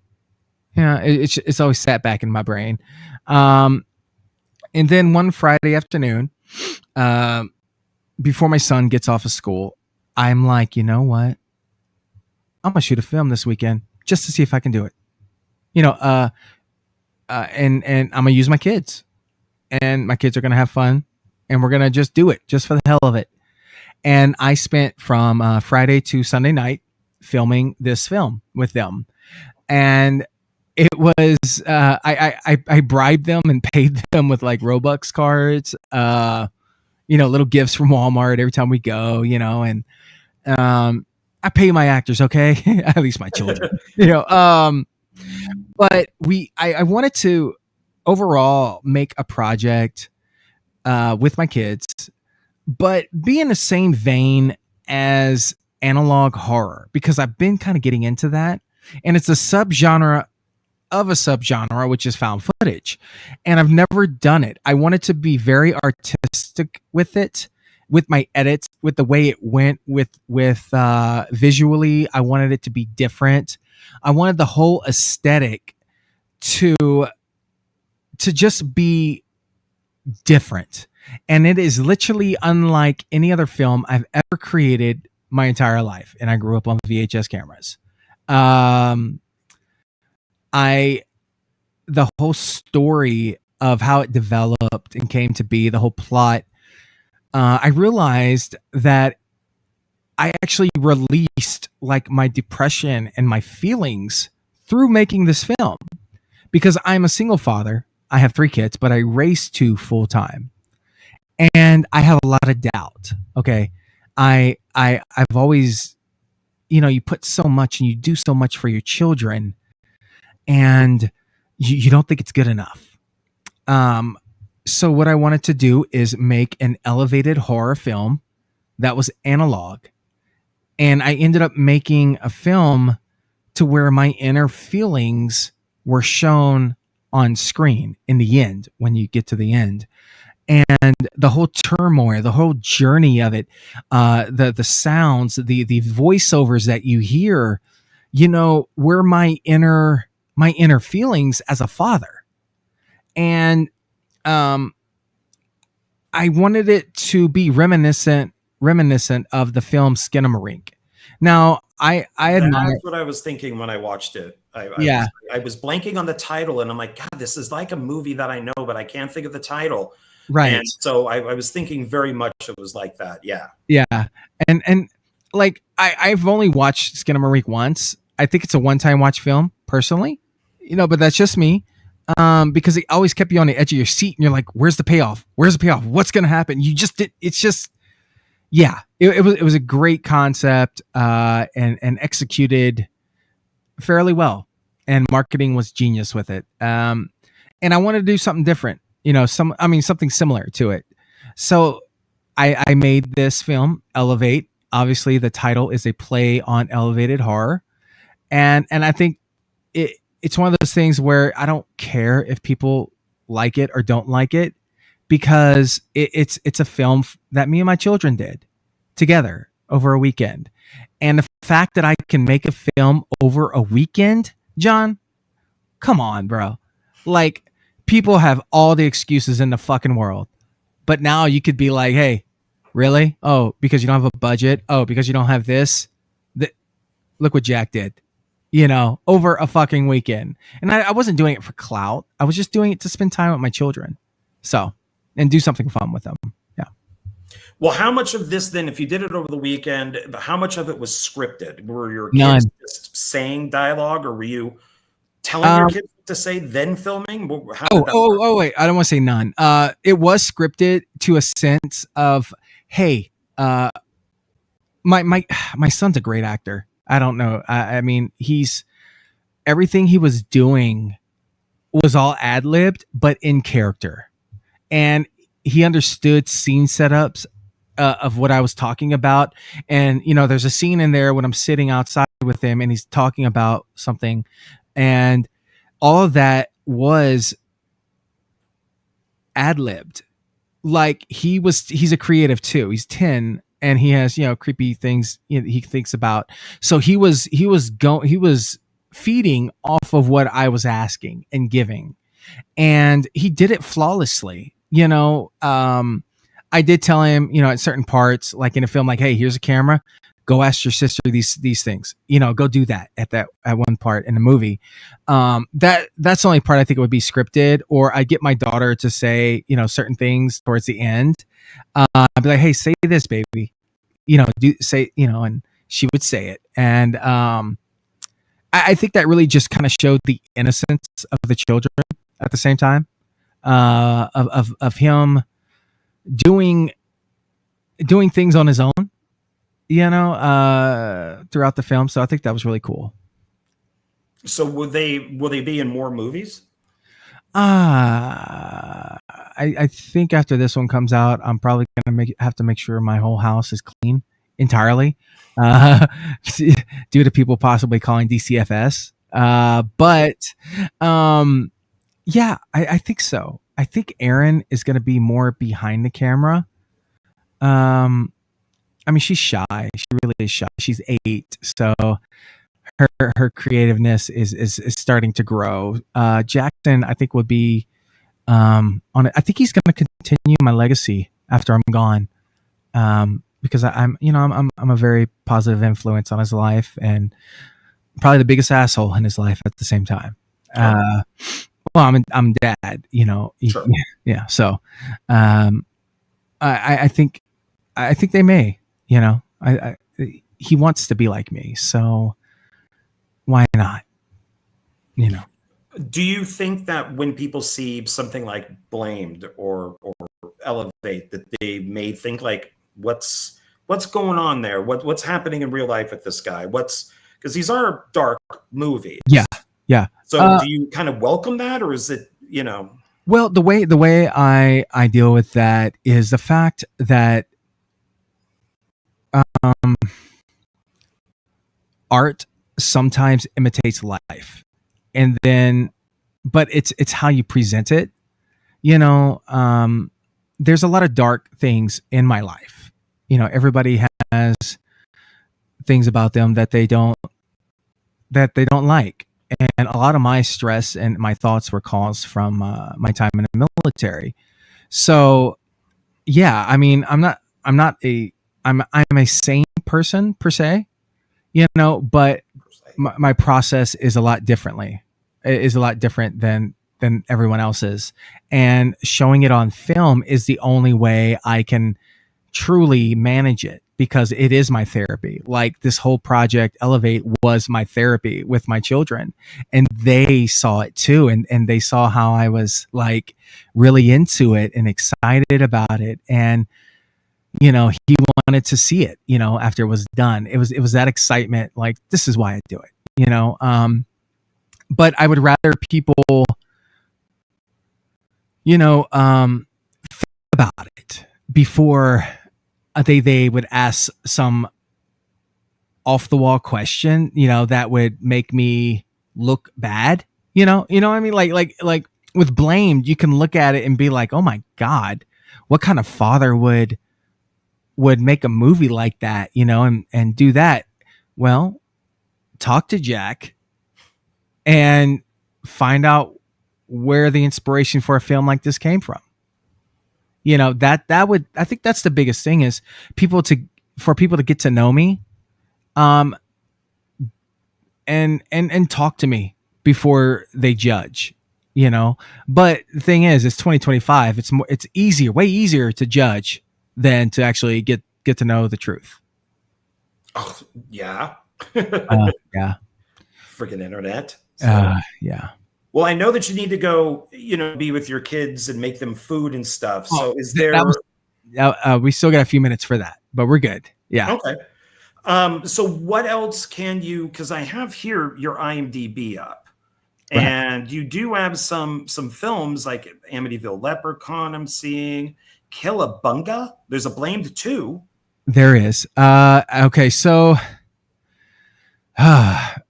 when I was eager a few years ago, I still have the idea for Killabunga. Basically, it's a mutant creature feature. I would say it's a parody of Teenage Mutant Ninja Turtles, but I'm only using like the name as the look of it, like to grab people's attention. And it's actually kind of got the same theme as Blamed, the plot of it in my head, but it's a lot deep. It'll be cool to make if I can make it. Amityville Leprechaun was... I may have to cancel that. But it's still there. The concept is still there. That it'd be cool to do. And Blamed 2, I think 2026 may be the year for that one. I wrote the script a couple years ago. It's pretty solid. And basically what Blamed 2 is everything you expected from the first one will happen in the second one. It's really Scream meets Saw. in the sequel. Okay. That is the best way to describe it. And I'm not like patting myself on the back, but it's probably one of the coolest scripts I've ever written. Okay. With a serious subject matter that it is, are you going a little more Hollywood with it, with those descriptions? I'm going a little more with that script. It's kind of based on a situation with me around Halloween when I bought my house. I had the entire parish or county coming after me, calling me a Satanist and everything because of my decorations. Oh. So I centered it around a Karen, coming after me, but obviously not me in the film. It's going after a family, and here I'll just give pretty much the opening of it. A little girl dies because of this woman's actions, and wanting to be right all the time, and wanting to be she wanted to be a complete bitch, and she has to answer for everything that she's done in her life, because the situation with the little girl dying isn't the only situation she's caused that was bad in the last year or two. So it all comes to a head in the end, and the big reveal is a what the fuck reveal. Like, no, wait, what? Like, okay, so it's more of it's a bigger reveal than Blamed one. So okay. Yeah, and I'm thinking about calling it Damaged Blame 2, which is based on the killer that's called Damaged. Like, that's what I call the guy, the person. He's not a guy, but in the movie, the behind the mask, or the mask killer, but I might have to redesign one for it just to avoid copyright with the next one. Oh, there was problems with the yes and no. I essentially the mask from Blamed was a inspired Venom mask with LEDs, so it just depends. I don't know. The colors are changing, so that might work out in our favor. So we'll see. We will see. I mean, there's a lot of things out there that have big teeth and kind of look like Venom. I mean, right. But with the mask creators, the creators of it, I have to get their official approval. I got the approval of the person that sold it to me, from the company that sold it. I got their permission, but I don't remember getting the designer permission.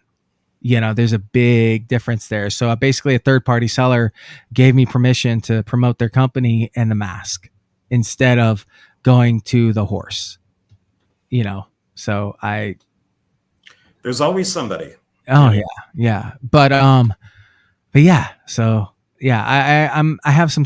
There's things in the works. I may take Amityville Leprechaun off. I don't know if I want to be associated anymore after I have one that I'm doing for Septum Sin.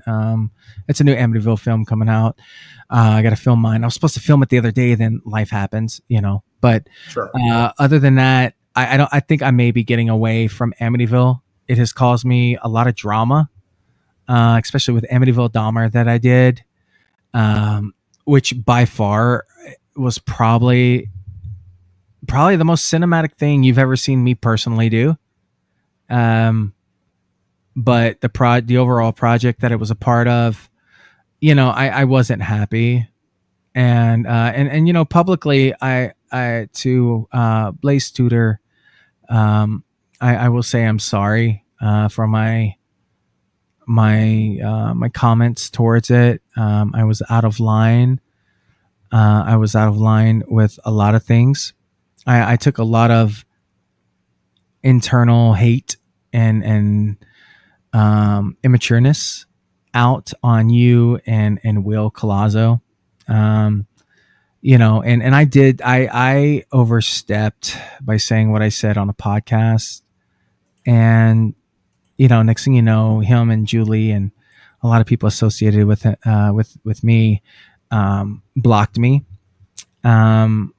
And I you know what, I fucked up. I said some things I shouldn't have said, and I hope to reconnect and, rekindle that friendship and brotherhood with Will and Blaze. For some God knows reason, like, he won't add me on Facebook. I think he's probably ashamed of, being a part of Paranoia Tapes 11, but I still support him in every single way. And I just want peace, love, and happiness and support for everyone. That's people make mistakes. And as a father, I know I'm going to see my children make mistakes too. And I just got to prepare for it. But I'm sorry, guys. Emotion takes over at times, and they always say never apologize, and I think that is absolutely wrong. Agreed. I think it makes you a bigger man or woman, depending. And if you could sit there and say, you know what, I made a mistake, I'm sorry. Yeah. And a lot of people will be like, you're apologizing? Nobody apologizes. And it's just like, no, I screwed up. I'm sorry. Sorry about that.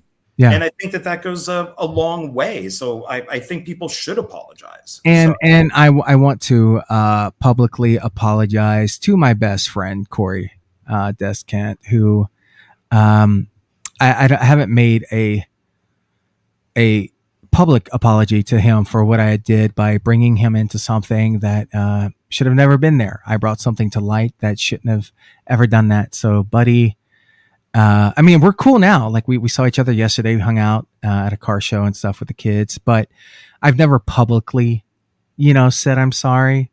And, I know I've screwed up with some things. And, I blame a lot of my situations with me being autistic and on the spectrum, being a neurodivergent, but still no excuse, still no excuse. So yeah, Corey, my bro, I love you, man. And I'm sorry. Officially. Wow, there we go. Well, that's awesome. That's great. So hopefully, everybody will see this and make it to the end. Yeah.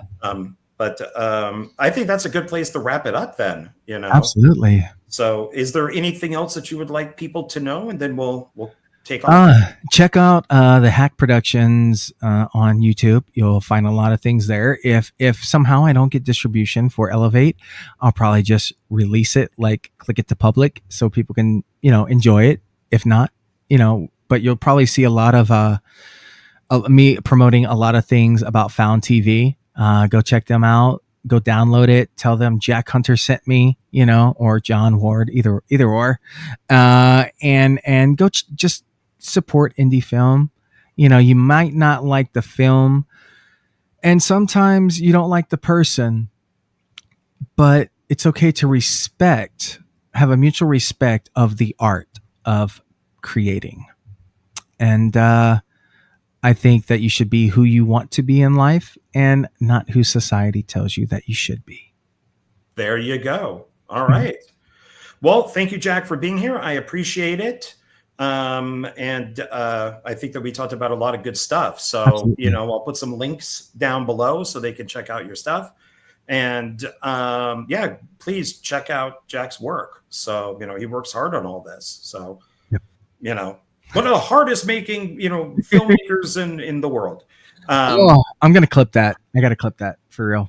Oh, well, let me say it better then. Okay. One of the hardest working filmmakers. Does that work? One of the hardest? Yeah.